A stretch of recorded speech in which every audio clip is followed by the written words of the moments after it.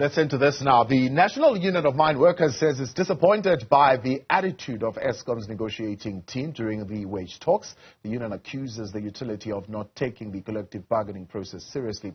NUM's Energy Sector Coordinator, Khangela Baloyi, joins us now for more on that conversation. Good to have you, Mr. Baloyi, and thank you very much for your time. How far are you as you go into what? It's the third round of talks now from declaring a dispute and downing tools at Eskom. Evening to you and the listeners of Channel 405, Newzroom Afrika. No, we are at round 2, not round 3. All right. And at this stage, Eskom is offering us 3.75%. Yeah. 3.75%, an offer that they have not moved from the round 1 of the talks. Why is it that they've not moved? Yeah, that's why we are disappointed as a union, because round 1 had 3 days, For all those 3 days, it was 3.75% that was on the table. And then we went to round 2 last week, which lasted for another 3 days. And then we still are offered 3.75. As a responsible union and a progressive union, we moved from the 15% that we were demanding to 12%, thinking that the company will see that as a good way of negotiating so that they can also move from the 3.75%. But we left the round 2 without any movement, which put us in a little bit of a quagmire, because we need to go to our members to refresh the mandate. And going to members to refresh the mandate without any proper offer is not going to assist. Yeah. Why do you believe Eskom is not negotiating in good faith here? I suppose there is some information that you would have asked for. You want them to open their books, and then they've not come to the party with that. Yeah, you see, negotiating in bad faith is when a party or an individual or business goes through a negotiation process with no intention of reaching any settlement. Sometimes they go there just to get information. So with the tactic and the strategy and tactic that Eskom is using now, we see that as a way, or we view that as a union, as negotiating in bad faith. Because you will remember what happened last year. The same Eskom did the same thing, and then at the second round, they decided to declare the dispute with the CCMA, which means they believe more on litigation than the negotiation process. Yeah. I ask you again, how far are you from declaring a dispute at this point, or you're still believing in the negotiating process and you would still want to sit with them around the table? We are optimistic as a union. We're still left with 1 round. We believe that there will be change of minds when we meet next week on the 22nd, 23rd, and 24th. We believe that Eskom will come with an offer which will actually bring the parties together, and then maybe we can settle without any litigation process. Yeah. You believe, though, that Eskom is still, for example, not cutting back on its over expenditure, or at least the areas which are said to be leaking in terms of their expenditure, being IPPs, you say, being diesel, you say, being money being spent on consultants. What are the numbers that you are looking at? You see, if you look at the biggest item, cost item of Eskom, you will see that is primary energy, which is your coal, your nuclear energy, your diesel. You see, that is 53% of Eskom's revenue. You see, that's a lot of money that is going to primary energy. And we believe that something can be done. They need to go to government and try to convince government to find means and ways to cap the price of coal and the price of diesel for electricity generation, because we are in a crisis now because of such things, It's more on the policy level, that because the price of coal is not controlled by government, It's also not regulated like the price of petrol. So we are saying, no, please, maybe we need to start regulating this thing. When there's a high demand of coal from external players, like now there's high demand from Europe. We buy coal with the same price that the Europeans are buying coal with, which becomes a problem. So you're saying we're at the mercy of the mining companies. They give us the price depending on what the demand is. Yes, we are at the mercy of the coal producers. How do we move away from what you're saying is another wasteful expenditure of IPPs? Because you're saying if they're continuing to spend on IPPs, then clearly they've got money to burn, so to speak. But part of the IRP is that we need renewables, and certainly we have seen with the struggles that we have been having with electricity that there needs to be some other form of electricity that comes on board. Yes, the NUM is on record saying that we are not opposed to renewable, but we believe that this must be done in a responsible way. You can force to bring renewables and close coal power stations while we are in the energy crisis we are in. As we speak, we are on stage 6 load shedding. You know, the renewables are only giving us less than 2,000 megawatts. No, sometimes they give us 1.5 megawatts only. And those megawatts mostly are during non-peak hours. When we need them the most, they are not available. You will know that around 6 o'clock, 7 o'clock, that's when we need electricity the most. And that time the sun is not shining. You know, that's where the problem is. We are saying get a proper energy mix which is going to work for the country. Don't move from coal to renewable without a proper plan. Now, of course, we must first build a proper base load energy, and then we move to renewables.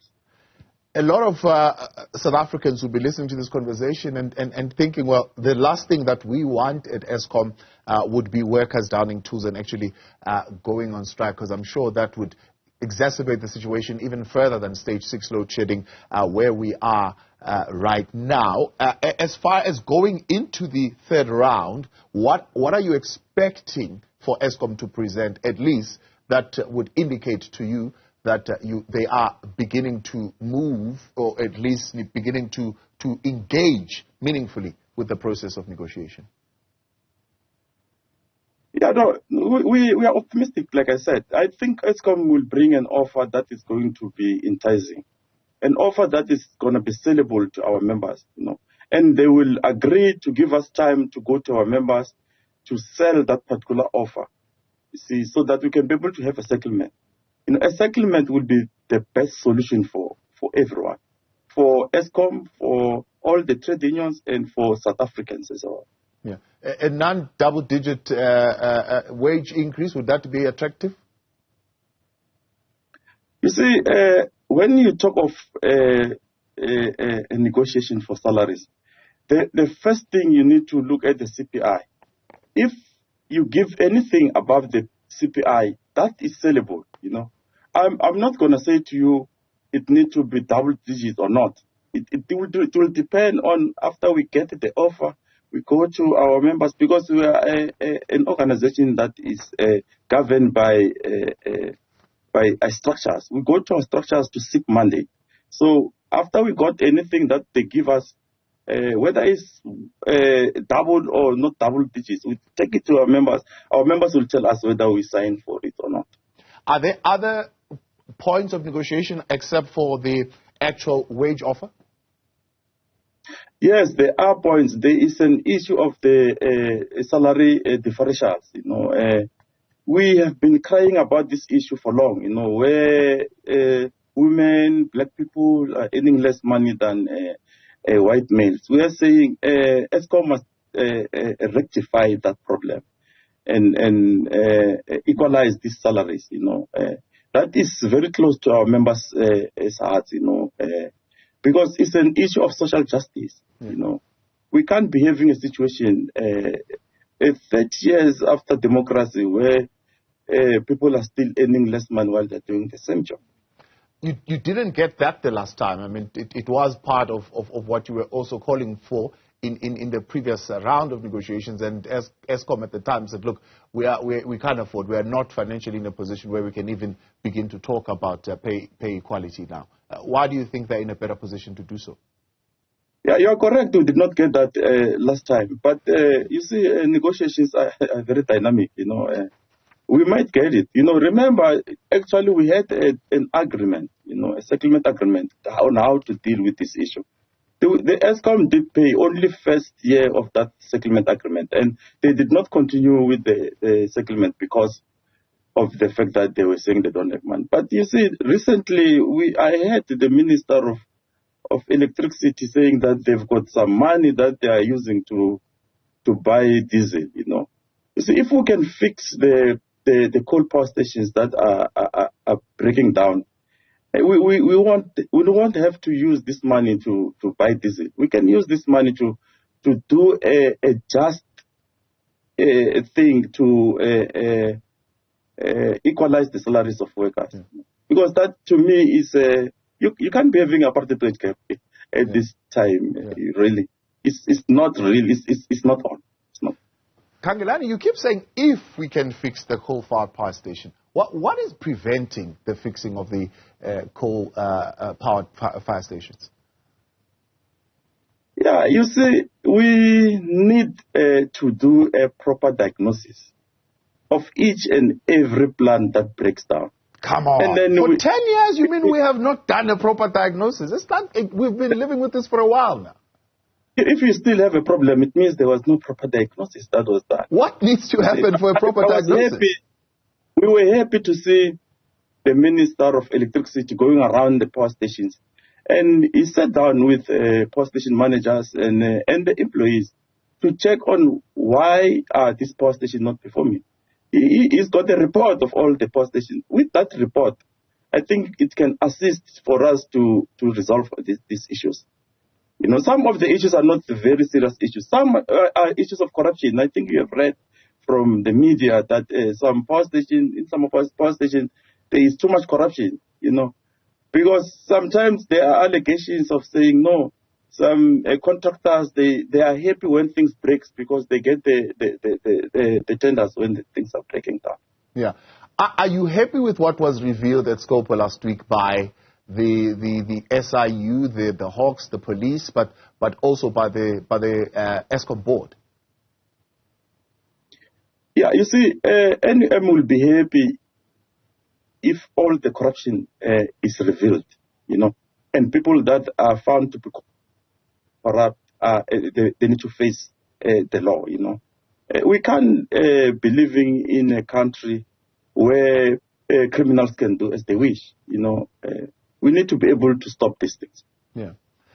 So can I take it to say, as NUM, you believe that if indeed the tour that was taken by the Minister of Electricity was a genuine one, and he collated the information that was shared with him and put it in that report would be indeed the steps that we need to take at Eskom to fix it? Yes, amongst other things, you know. The other things are the things that we told you, that maybe we need to stop these things of IPPs. We need to regulate the price of primary energy. We need to find ways and means to make sure that people that are using electricity, they pay for it, you know. Because the Eskom is being owned a lot of money by municipalities, you know. We don't have a way to the NUM has made a proposal to say that maybe municipalities, government must pay Eskom from the money that they are giving to municipalities. They give them the money they give them minus the one that they must give Eskom. It must not go via the municipality first before it goes to Eskom. So your suggestion is that Treasury pays Eskom directly what Eskom is being owed and not give it to municipalities? Because sometimes it's not like the users of electricity are not paying. Sometimes the users of electricity pays the municipality. But the municipality use the money for other issues because there's a lot of service delivery problem in the country. Khangela, I appreciate your time. Thanks so much for coming on tonight. Thank you. Thank you very Khangela much. Baloyi. He is speaking for the energy sector in NUM. He's the coordinator there, saying they are going for a third round of talks now, but being optimistic, indeed, that Eskom is going to come and make an attractive offer.